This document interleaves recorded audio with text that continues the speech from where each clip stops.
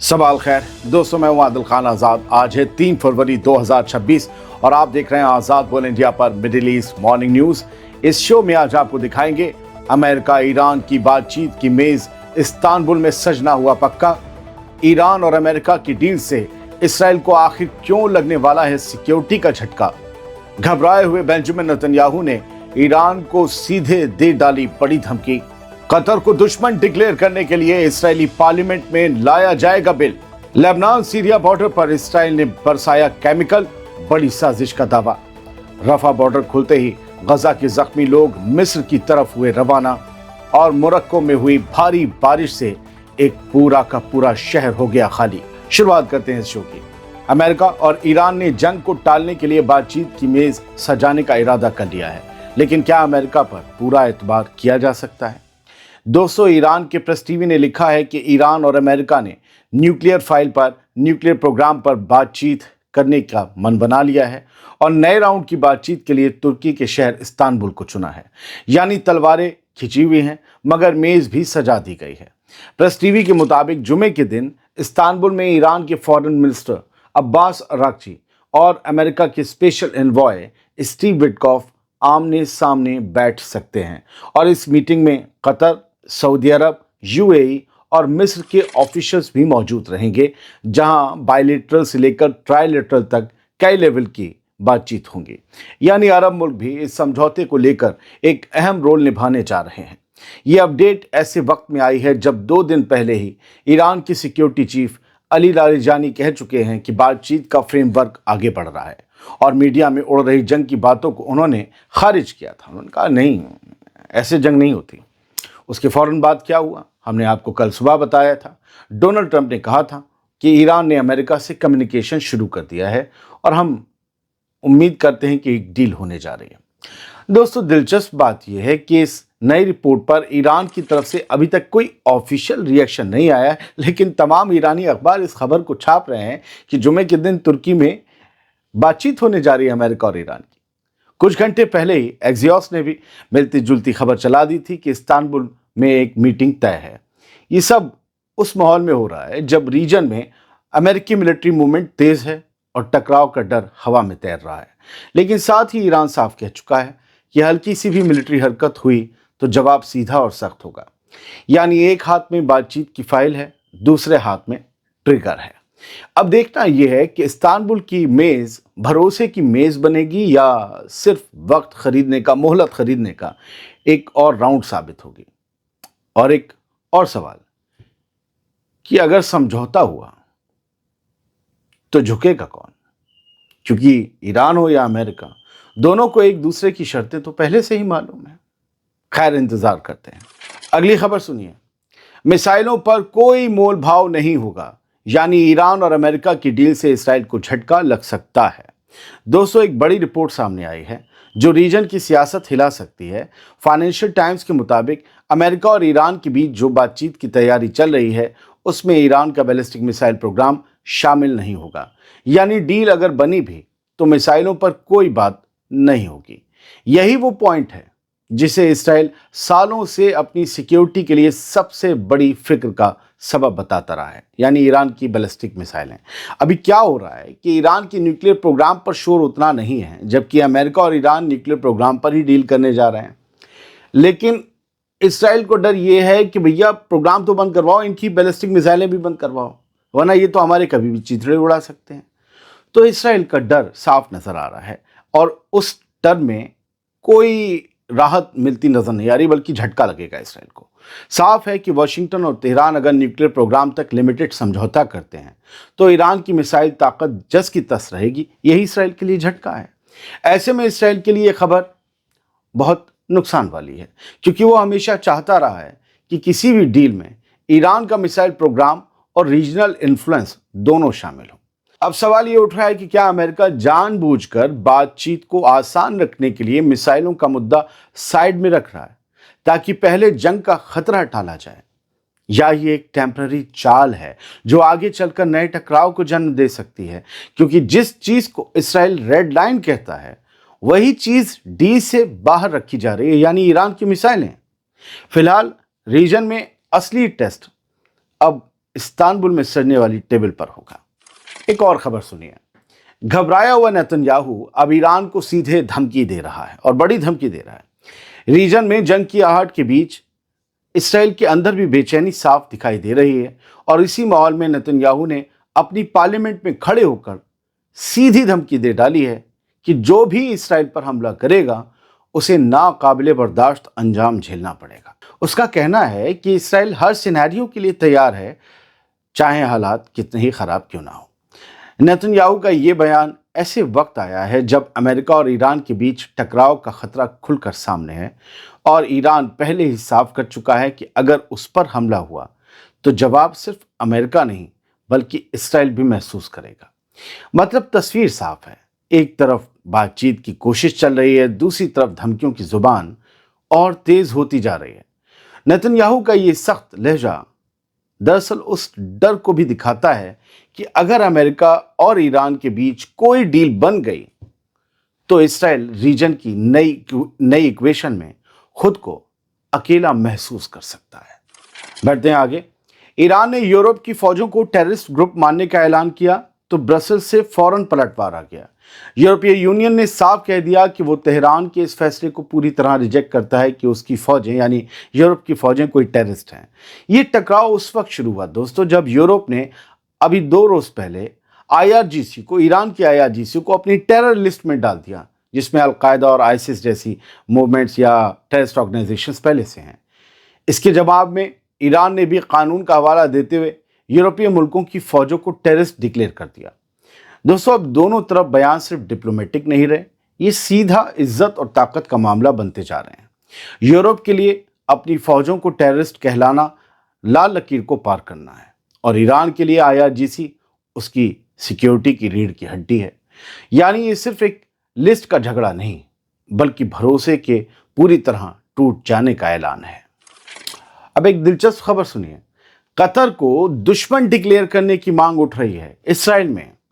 Israeli सियासत में Qatar को लेकर नई बिसात बिछ रही, लेकिन इसका निशाना नेतन्याहू भी है। जी, इसराइल की अंदरूनी सियासत में अब कतर को लेकर खुला टकराव सामने आ गया है, जहां अपोजिशन लीडर यायर लापिड ने ऐलान किया है कि वो कतर को एनिमी स्टेट यानी दुश्मन देश घोषित करने के लिए बिल पेश करेगा। लापिड, जो नेतन्याहू के सबसे बड़े सियासी चैलेंजर माना जाता है, उसने सोशल मीडिया पर लिखा कि उसका बिल कानून के अंदर ये तय करेगा कि कतर के साथ वही सलूक हो जो इस्राएली कानून किसी दुश्मन मुल्क के साथ करता है। ये कदम महीनों से चल रहे उस सियासी हमले का हिस्सा है जिसमें नेतन्याहू की हुकूमत को कतर से जोड़कर घेरा जा रहा है। कतर गेट मामला है, पढ़िएगा। तनकीद करने वाले कहते रहे हैं कि कतर ने गजा में सरकारी काम चलाने के लिए फंड पहुंचाने और हमास इसराइल के बीच बातचीत करवाने में रोल निभाया है और अब इसी रिश्ते को इसराइली पॉलिटिक्स में हथियार बनाया जा रहा है।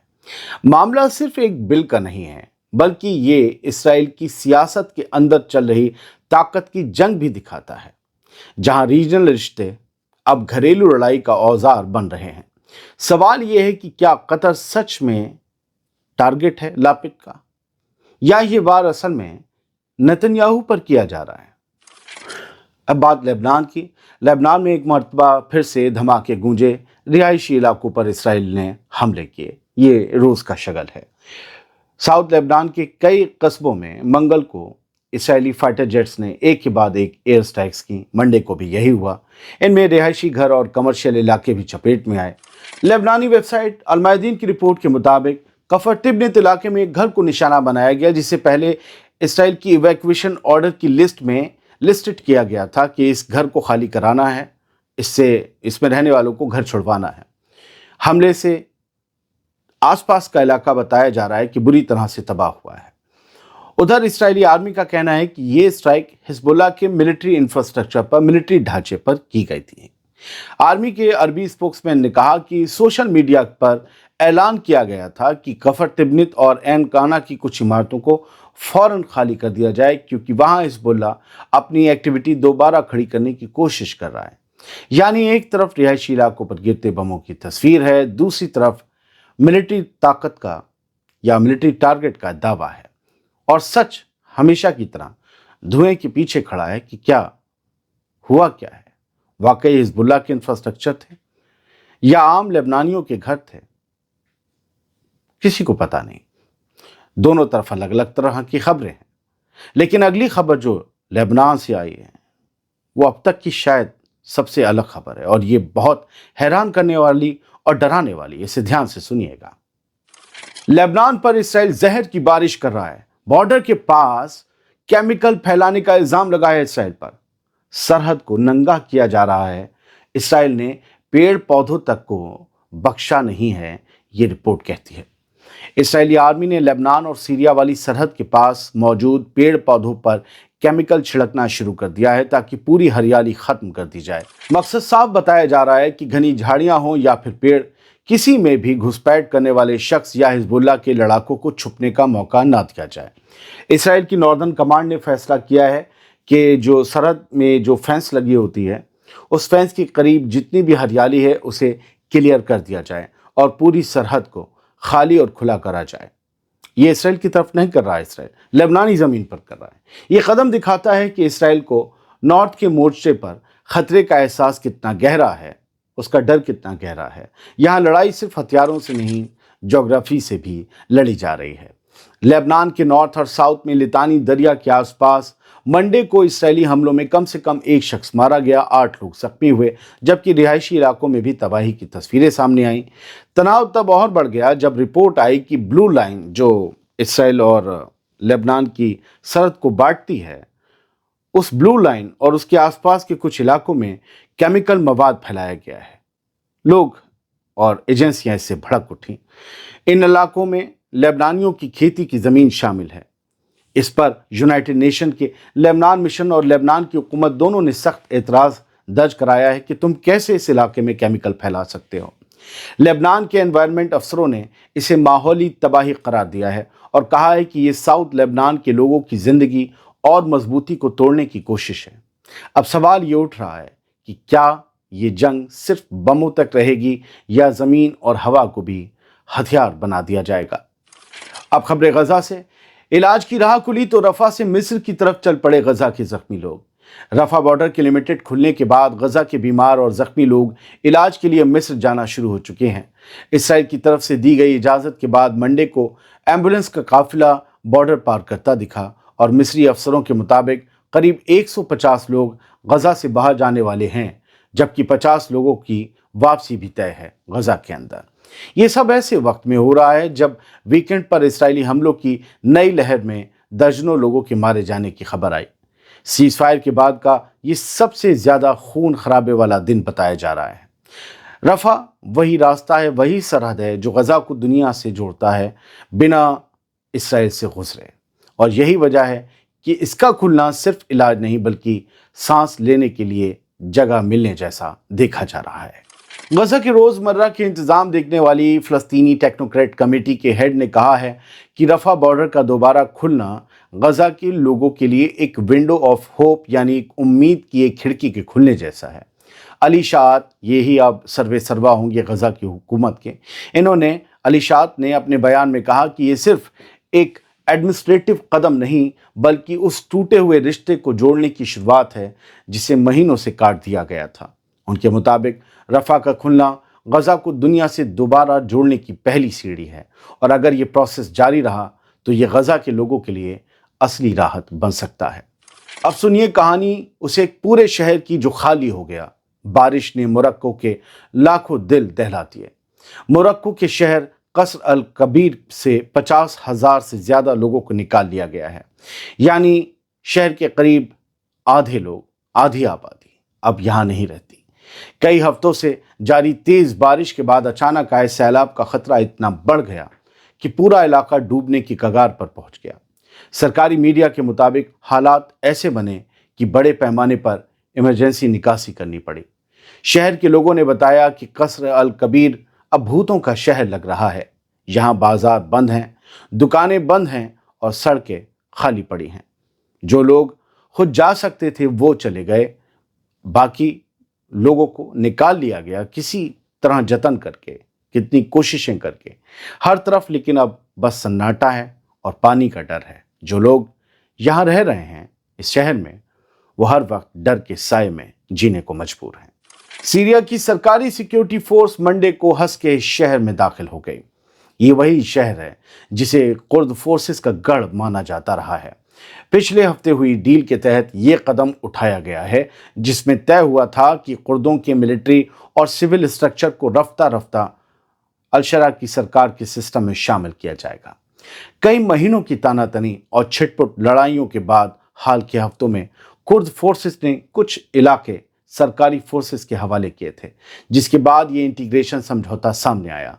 अब हस्के में सरकारी मौजूदगी उस डील का पहला बड़ा इम्तिहान मानी जा रही है। फिलहाल इन खबरों के साथ इस वीडियो में इतना ही। सलामत रहिए, खुश रहिए।